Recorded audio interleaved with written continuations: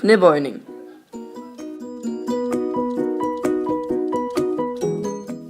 Den lille pige var nede i kælderen for at rydde op. Pludselig fandt hun 4x3 guldringe. Dem synes hun så rimelig spændende ud.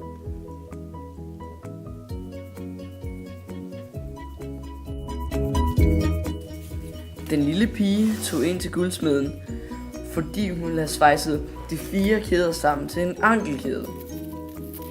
Ej, jeg har nogle guldkæder, jeg vil gerne have svejset sammen til en ankelkæde her. Okay.